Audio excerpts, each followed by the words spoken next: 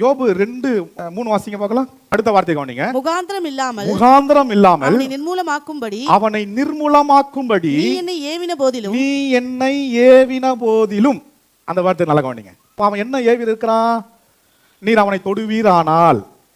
அந்த வார்த்தையை கேட்ட உடனே தேவனே டென்ஷன் ஆகிறார். நீர் என்னை ஏவின போதிலும். இதுதான் ரொம்ப கேர்ஃபுல். இதை பிசாசு பண்றதான ரொம்ப முக்கியமான வார்த்தை. நம்மளுடைய வாழ்க்கையிலையும் பார்த்தீங்கன்னா இந்த மாதிரி நிறைய விஷயங்களை நம்மளை டீக்ரேட் பண்ணுறதுக்குன்னே கொண்டு வருவான். நம்ம யாரும் சோர்ந்து போகக்கூடாது.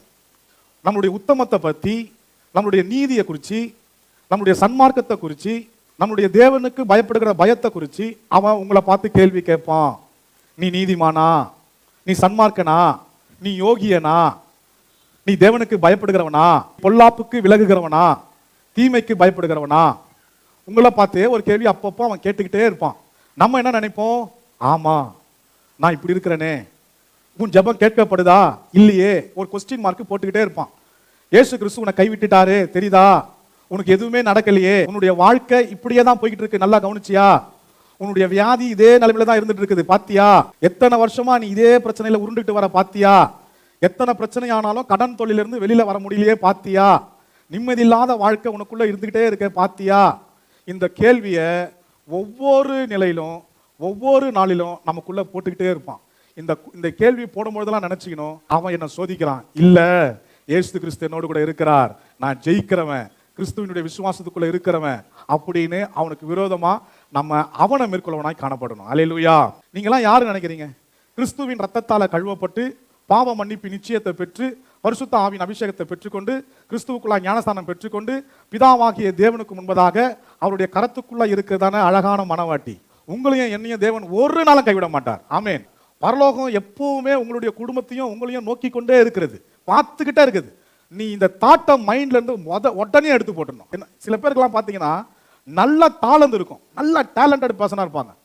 வாங்க முன்னாடி நல்லா பாட்டு பாடுங்க. இல்ல இல்ல பிரதர், இல்ல இல்ல. நல்லா பிரசங்கம் பண்றவங்களா இருப்பாங்க. வாங்க பிரதர் முன்னாடி பிரசங்கம் பண்ணுங்க. ஐயோ இல்ல பிரதர். ஏன்னா ஒரு காம்ப்ளெக்ஸ் அவங்களுக்குள்ள இருக்கு, தாழ்வு மனப்பான்மை. இதை பிசாசு கொண்டு வரான். உனக்குள்ள இருக்கிறதான கர்த்தர் கொடுத்திருக்கிறதான தாளந்து விலையேற பெற்றது, உனக்கு கொடுத்திருக்கிறதான அபிஷேகம் விலையேற பெற்றது. ஒரு நாளும் அதை மண்ணில் புதைச்சு வைக்க கூடாது. ஆமே. இதை பிசாசு கொண்டு உன்னை முன்னாடி நிக்காமே பண்ணிடுவான். ஊழியத்தையே தடை பண்ணுவான். ஊழியத்தில் இருக்கிறதான எல்லா டிஃபால்ட்டான விஷயங்களை காட்டுவான். உன் சபை இவ்வளவுதான், இப்படிதான், இதுக்கு மேல வளராது, இவ்வளவுதான் ஆத்துமா, இவ்வளவுதான், அடுத்ததை பாரு, அங்க பாரு, இங்க பாரு.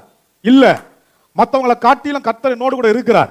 என் சபையை உயர்த்துகிறவர் அவர், ஆத்துமாக்களை கொண்டு வருகிறவர் அவர், ஊழியர்களுடைய எல்லையை விரிவாக்குகிறதன் அவர், வாக்கு பண்ணினவர், வாக்கு மாறாதவர். அந்த வாக்கு தத்தத்தை சொல்லி சொல்லி ஜெபம் பண்ணிட்டே இருக்கணும்.